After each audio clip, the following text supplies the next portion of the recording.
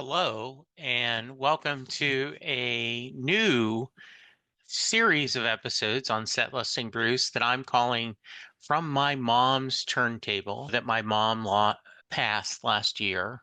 And one of the things I received is her album collection. There is a lot of great stuff in there, and there's a lot of best of KTEL albums.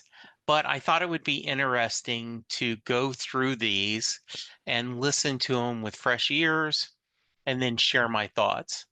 I'm going to be posting this on my Patreon page and free to everyone. This will be all you have to do is sign up to be a non-paying member.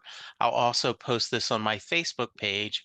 But if you're someone who likes to hear the thoughts versus reading it, here you go. Modern sounds in country music. By the way, as you heard me talking about the album, The War, so here is it. Make sure you can see it with the thing, the back. You can see my mom, certainly not pristine, but it sounded great on the turntable.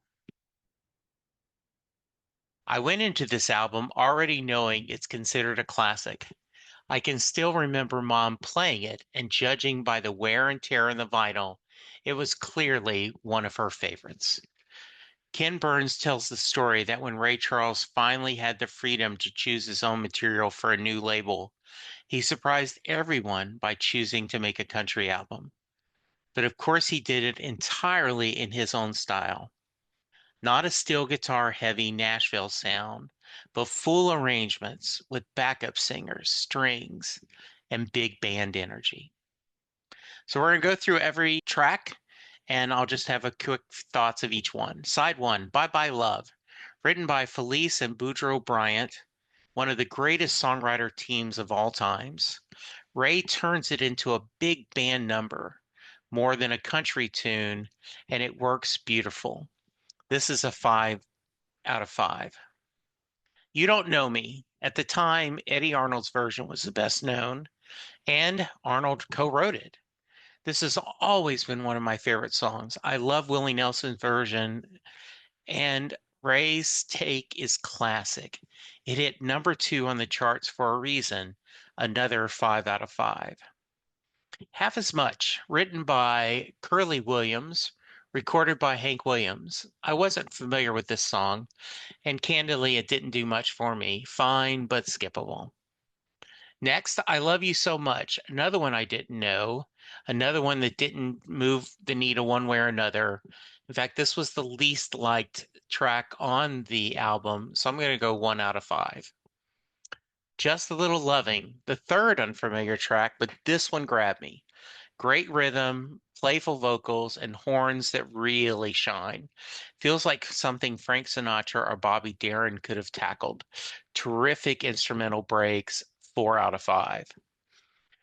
Born to Lose, a strong closer for side one. Ray's interpretation is interesting, and I suspect it'll grow on me with more listens, but for now, I'm giving it 3 out of 5.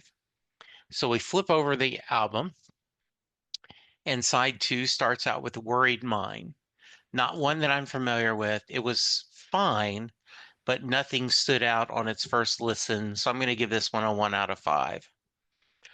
It makes no difference now. It's a fun instrumentation backing and a playful back and forth between Ray and the horns. I think this one will grow on me, 3 out of 5. You Win Again, Ray covering Hank Williams. Two icons meeting across genres. This backup vocals and this orchestra arrangement elevates the mournful tune of the song. This one hits emotionally, 5 out of 5. Then we go to Careless Love, another unfamiliar track. It's okay, but not a standout, 2 out of 5. And then we end the album with I Can't Stop Loving You, a stone cold classic. Lush arrangements, full orchestra, backup singers doing exactly what they should. An upbeat take on unrequited love that still sounds tender, 5 out of 5. And then we end with Hey Good Looking. It's a lively, energetic finish to the album. Ray's takes on this Hank Williams classic is pure joy. 5 out of 5. Modern sounds and country music deserves every bit of praise it gets and absolutely earns its place in music's history. Listening to me now makes me wish there were recordings somewhere of Ray alone with just the piano singing these songs stripped down. Even so, this album is a masterclass in reinterpretation and worth your time. Okay, that's the first episode of this series from my mom's turntable. Let me know what you think. Tell me what you'd like to hear. Maybe share what you got from your parents and albums or cassettes or 8 tracks that meant a lot to you. Thanks, and we'll talk to you soon.